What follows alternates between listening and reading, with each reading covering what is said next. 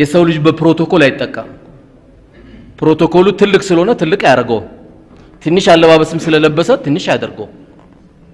የሰው ልጅ ትልቅ የሚያደርገው ስነ ምግባር ብቻ ነው ስነ ምግባር ብቻ የፈለገ ካፒታል ያምጣ ለዓለም ህዝቦች ሁሉ ገንዘብ ቢሰጥ የሰው ልጅ ቀልቡስ መግባት አይችልም ሰጥቶ ሞት ይላል አይደል እንዴ ተቀበሎም እኮ ይላል ሰጥቶ ሞት 10000 ስንጠብቅ 2000 ይሰጣል ሰጥቶ ሞት ይላል እኮ ሰጥቶ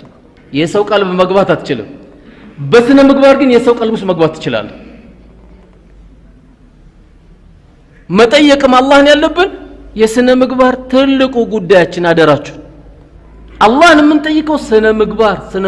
ስነ ምግባር በጣም ያጣናቸው ነገሮች ስነ ምግባር ካለ والله ሁሉም ቀላል ሁሉም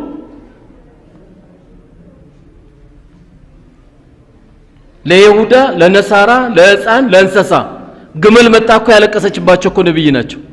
ግመል መጣ ምኖች እስከሚሏት ግን ሚስጥሩን ሰሃቦች ሳይሰሙ ግን እሷ ነግራቸዋለች ግመሏ ምን ነበር ከሷ የዚህ የኔ ግመል ባለቤት የሆነ ሰውዬ ከአቅሜ በላይ ያሸክመኛል ነው ያለቻቸው የአላህ መላእክተኛ ግን ሰብስበው ማን ነው የዚህ ግመል ባለቤት ጭነቱን ቀንስላት ነው ያሉት ጭነቱን ቀንስላት ለግመል የሚሳሱ ናቸው ይሄ ለግመል የሚሳሳ ለውሻ የሚሳሳ የሆነ እስልምናችን እያለ ዛሬ እንኳን እዚህ መስጊድ ውስጥ እንኳን ስንገባ ሁለት አይነት ፊቶች ታያለ ወደ ቂብላ ዞረ ሐጅ አብረን አርገን ረመዳን አብረን ጾመን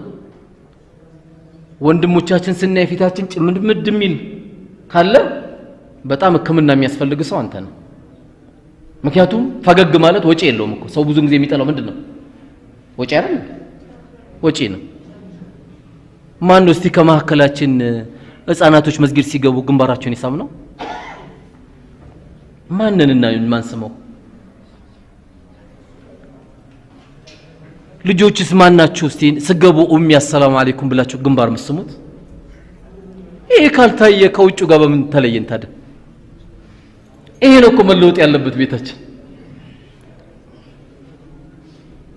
ስነ ምግባር ከሌለ አባትም እናትንም እንደ ዘበኛ ትቆጥራለህ በኔ እጅ ነው ያሉት ምን ያመጣሉ ትላለህ አንተ 100 ብር ለመጠየቅ ገና ይንቀጠቀጣሉ አካውንት አልከፈትክላችሁ የሚያውቁት ነገር የለም ያማራቸውን ለማግኘት የሆነ ጊዜ ነው የሚያገኙት አላህ ይጠብቀን በአመት አንዴ ሄደ ነው አገር ቤት መዘየራቸው ትላንት ያገባህት ሚስትን ግን ደንቁላል ትንከበከባታለህ ለምን የለማ ስነ ምግባር እሷ አንድ አመት ሙሉ ቆጮ ትበላለች ከጓሮ አንተ ሩዝ ባኒዳ አይቀር ጥብሶ አይቀር ምን አይቀር አያንቅም እንዴ አንድ ሙእሚን ይሄን ያደርጋል እንዴ አምጣት እንጂ ከአገር ቤት ነይ እናቴ በላት አብሽሪ በላት እቅፍ አርጋት ቀዳደጣለ የለበሰችውን አሮጌ ልብስ ነይ እናቴ መርካቶ